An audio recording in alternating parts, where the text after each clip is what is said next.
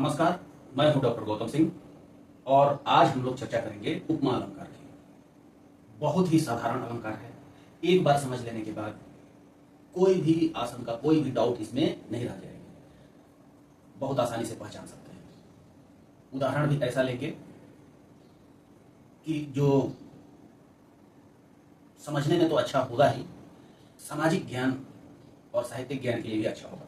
तो देखते हैं उपमा अलंकार। बहुत ही प्रसिद्ध अलंकार है और बहुत ही सरल है। इसमें नहीं समझ में आने वाली कोई बात है ही नहीं। तो देखते हैं उपमा अलंकार। उपमा अलंकार में किसी एक वस्तु या व्यक्ति की तुलना किसी जगत प्रसिद्ध वस्तु या व्यक्ति से कर दी जाती है। उपमा अलंकार के 4 अंग होते हैं। इन अंगों को देखते हैं। ये समझ गए तो उपमा अलंकार समझ। पहला अंग है उपमेय, दूसरा है उपमान, तीसरा है साधारण धर्म, और उपमा अलंकार का चौथा अंग है वाचक शब्द। वाचक शब्द। अब उपमेय वह व्यक्ति या वस्तु है जो चर्चा का विषय है, जिसकी चर्चा की जा रही है, या तुलना कह सकते हैं, जिसकी चर्चा या तुलना हो। यानी कि जिस व्यक्ति के बारे में, जिस व्यक्ति के गुणों को हम दिखाना चाह रहे हैं, वो हो गया उपमेय। जिससे तुलना की जाती है, जिससे उपमेय के गुणों की तुलना जिसके गुणों से की जाती है, जिससे तुलना हो, वो क्या हो गया? उपमान। ये एक जगत प्रसिद्ध वस्तु हो गई। जैसे चंद्रमा बहुत सुंदर दिखता है, जगत प्रसिद्ध वस्तु है, तो सुंदरता के लिए चंद्रमा प्रसिद्ध है, तो उसके जैसा कोई सुंदर हो और कहा जाए कि चंद्रमा के समान अमुक व्यक्ति सुंदर है, तो उपमान हो जाएगा चंद्रमा और उपमेय हो जाएगा वह व्यक्ति जिसकी सुंदरता की हम चर्चा कर रहे हैं। अब देखते हैं साधारण धर्म क्या है। वह गुण, उपमेय का वह गुण जिसकी तुलना हम उपमान के गुण से कर रहे हैं, वो हो जाएगा साधारण धर्म। वाचक शब्द, वह शब्द जो उपमेय, उपमान और साधारण धर्म के बीच सामंजस्य स्थापित करता है, संबंध बताता है। उदाहरण लेंगे, समझ में आएगा। एक उदाहरण लेते हैं, सरल उदाहरण लेते हैं। राधा का मुख। राधा का मुख चंद्रमा के समान।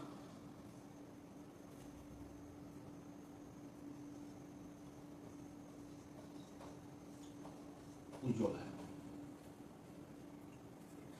अब जिसकी तुलना कर रहे हैं वो है राधा, या कह सकते हैं राधा का मुख। तो ये हो गया उपमेय। किससे तुलना कर रहे हैं? चंद्रमा से। ये है उपमान। साधारण धर्म, वो साधारण धर्म क्या है जो उपमेय में भी वैसा ही है जैसा उपमान में है। तो उज्ज्वल, ये हो गया साधारण धर्म। और हमने कहा कि राधा का मुख चंद्रमा के समान उज्ज्वल है, तो ये जो शब्द है समान या के समान, ये हो गया वाचक शब्द। इस शब्द के माध्यम से हम ये बता रहे हैं कि समता है उपमेय के उज्ज्वलता में और उपमान के उज्ज्वलता में, उपमेय के गुण में और उपमान के गुण में समानता है। तो इस तरह का कहीं भी, चाहे वो कार्य पंक्ति हो, चाहे इस तरह का वाक्य कहीं हो, तो वहां पर हम कहेंगे कि इसमें उपमा अलंकार है।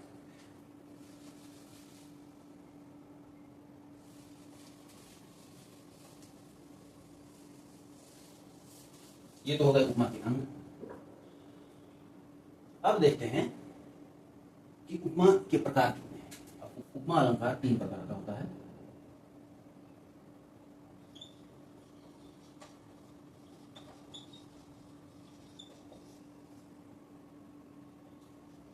पहला पूर्णोपमा, दूसरा लुप्तोपमा और तीसरा मालोपमा।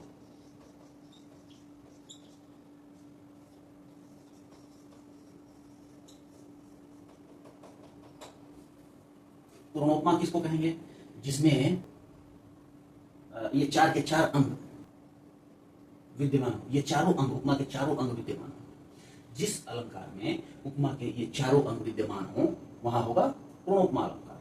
अब लुप्तोपमा क्या है? जैसे हमने उदाहरण लिया था, उसमें हमने कहा था कि राधा का मुख चंद्रमा के जैसा सुंदर है, तो चंद्रमा के समान उज्जवल है। उसमें हमने देखा था उपमेय था, उपमान था, साधारण धर्म था और वाचक शब्द सारे विद्यमान थे। अब अगर हम लिखें, अब अगर हम कहें कि राधा का मुख चंद्रमा सा है, चंद्रमा सा है, तो इसके भी अर्थ में कहीं बाधा नहीं आ रही है। हमें स्पष्ट समझ आ रहा है कि राधा के मुख की तुलना चंद्रमा की सुंदरता से हो रही है। लेकिन इसमें जो साधारण धर्म सुंदर था, जो साधारण धर्म था, साधारण धर्म, वो क्या हो गया है? यहां से लुप्त हो गया है। क्या क्या है? तो उपमेय है, उपमान है, वाचक शब्द है, साधारण धर्म नहीं है। तो हम कहेंगे कि इस पंक्ति में लुप्तोपमा अलंकार है। कौन सा अलंकार इस पंक्ति में है? लुप्तोपमा अलंकार। अब एक और उदाहरण लेते हैं, एक और उदाहरण लेते हैं। मान लीजिए हम कह रहे हैं कि राधा का मुख चंद्रमा के समान उज्जवल और नवनीत के समान मृदुल है। चंद्रमा के समान उज्जवल और नवनीत के समान मृदुल है। तो इसमें हम देख रहे हैं कि एक ही उपमेय का दो उपमान से तुलना हो रही है। राधा का मुख चंद्रमा के समान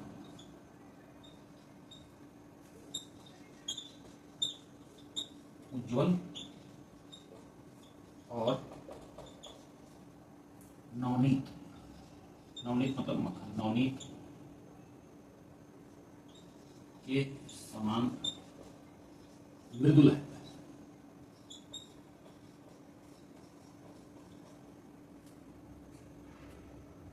अब इस उदाहरण में आप देखिए, राधा का मुख क्या हो गया? उपमेय। चंद्रमा के समान उज्जवल, तो चंद्रमा के समान उज्जवल यानी कि चंद्रमा उपमान नंबर 1, ये हो गया उपमान 1 नंबर। और नवनीत, नवनीत के समान मृदुल, तो नवनीत जो है ये भी उपमान हो गया, उपमान नंबर 2। तो हम देख रहे हैं कि इस उदाहरण में, इस पंक्ति में उपमा अलंकार के सारे अंग विद्यमान हैं और साथ ही साथ एक ही उपमेय की तुलना कई उपमानों से की गई है। उपमान नंबर 1 और फिर उपमान नंबर 2। तो जहां इस प्रकार की काव्य पंक्ति दिखे तो हम कहेंगे कि इस काव्य पंक्ति में मालोपमा अलंकार है, जहां एक ही उपमेय की तुलना कई उपमानों से की जाए। तो ये हो गया उपमा अलंकार, उसके अंग और उसके प्रकार। अब हम एक उदाहरण लेंगे। ये तो हमने समझाने के लिए साधारण वाक्य लिया था। अब हम ऐसा एक काव्य की एक ऐसी पंक्ति लेंगे जिसमें उपमा अलंकार हमें दिखेगा स्पष्ट रूप से, जो रामचरितमानस के रचयिता हैं तुलसीदास। ऐसे ही कवि शिरोमणि नहीं कहे जाते। मानव के मन में घुसने की अद्भुत क्षमता है और वो आपको दिखेगा जो हम आगे उदाहरण देने जा रहे हैं उसमें। राम का वनवास हो चुका है, कैकेयी ने अपना वर मांग लिया है, वो वर जिसमें राम को 14 वर्ष का वनवास है। और यह आदेश राम को जबरन दे रहे हैं उनके पिता। और राम जाने के लिए तैयार भी हैं। राम को इस बात में कोई आपत्ति नहीं है। वो अपने पिता का वचन रखने के लिए, उनके पिता के वचन का उल्लंघन न हो जाए, उसके लिए राम सहर्ष निसंकोच तैयार हैं वनगमन के लिए। लेकिन पिता का मन होता है। दशरथ कह रहे हैं कि अजसु हूं, अवधि भाषा है, अजसु हूं सब सुजस नसा, अपयश हो जाए, मेरा सारा सुयश, मेरी सारी कीर्ति नष्ट हो जाए। अजसु हूं सब सुजस नसा, नरक परू बरु सुरपुर जाऊं, चाहे नरक में चला जाऊं, चाहे स्वर्ग चला जाऊं, सुरपुर मतलब स्वर्ग, तो मुझे कितना भी अपयश हो जाए, मेरा सारा सुयश है, मेरी कीर्ति जो मैंने आज तक जो मेरा धरोहर है, जो मेरी कीर्ति है, वो सब नष्ट हो जाए, कोई बात नहीं। नरक में पढ़ूं या स्वर्ग में जाऊं, उससे भी मुझे कोई मतलब नहीं है, कोई बात नहीं। अगली पंक्ति में कहते हैं कि सब दुख दुसह सहावहूं, सब दुख दुसह सहावहूं, दुनिया के सारे जो असह्य दुख हैं, दुस्सह असहनीय है, वो भी मुझे सहना पड़े, कोई दिक्कत नहीं। बस एक काम ही होना चाहिए, सब हो जाए, सारे कष्ट मुझे मिले, मेरा अपयश, यश, कीर्ति, स्वर्ग, नरक, मुझे किसी से कोई लेना देना नहीं है, मुझे सब मिल जाए, बस एक चीज ना हो, लोचन ओट राम जनी हो, राम जो है वो मेरे आंखों से ओझल ना हो, उनको वनवास न जाना हो, उनको वन में न जाना पड़े, मैं सारी चीजें दांव पर लगाने को तैयार हूं, बस राम वन में रह जाए। यहां एक पिता का मर्म खोल कर रखते हैं तुलसीदास। दशरथ के मन में स्वयं तुलसीदास बैठ के बोल रहे हैं। कितनी मार्मिक पंक्ति है। अब आती है वो पंक्ति जिसमें उपमा अलंकार कहते हैं कि अस मन गुणई, ऐसा ही मन में विचार कर रहे हैं। कौन? राजा दशरथ। अस मन गुणई, अस मन गुणई, मन में इस प्रकार विचार कर रहे हैं। राउ नहीं बोला, असमन गुणई, राउ नहीं, छोटी मात्रा होगी,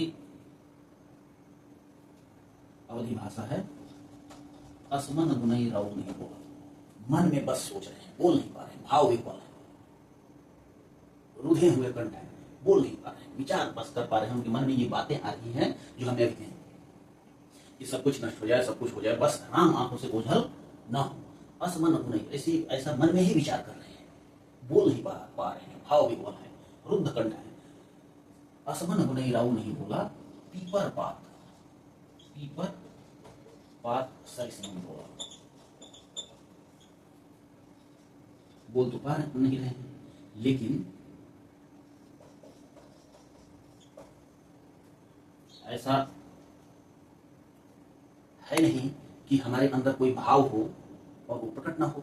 तो ये जो लक्षण है, इसके माध्यम से उनका जो ये भाव है वो प्रकट हो रहा है। दिल का हाल बता देता है असली नकली चेहरा की तरह। तो भाव भी बोल है, शोकाकुल है, बोल नहीं पा रहे हैं, लेकिन हो क्या रहा है, उनके शरीर के लक्षण, उनके शरीर की जो प्रतिक्रिया है उसके माध्यम से पता चल रहा है कि कितने शोकाकुल हैं।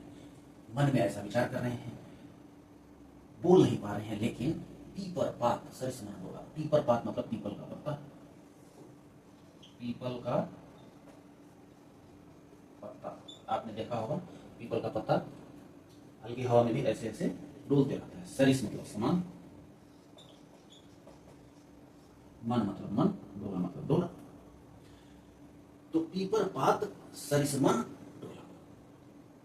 अब देखते हैं, हमने उपमा के अंग लिखे थे, उपमा के कौन कौन से अंग हैं। तो उपमीय, उपमान, वाचक शब्द और साधारण धर्म। साधारण धर्म। अब देखते हैं कि उपमा अलंकार के अंग इसमें कहां कहां हैं। पीपर पात हमने समझ लिया है पहले, जिसकी तुलना की जाए वो है उपमेय। किसकी तुलना की जा रही है? तो राजा दशरथ के मन की तुलना। तो राजा दशरथ का मन जो है वो हो गया उपमेय। पीपर पात क्या हो गया? उपमान। पीपल के पत्ते से राजा के मन की तुलना की जा रही है, तो पीपल का पत्ता उपमान हो गया। सरिस यानी कि समान, ये हो गया वाचक शब्द। और डोलना, डोलना हो गया साधारण नाम। तो हम देख रहे हैं कि पीपर पात सरिस मन डोला काव्य की जो ये पंक्ति है, इसमें उपमा अलंकार के सारे अंग विद्यमान है। तो यहां होगा उपमा अलंकार। और वो कौन सा उपमा अलंकार? तो पूर्ण उपमा अलंकार।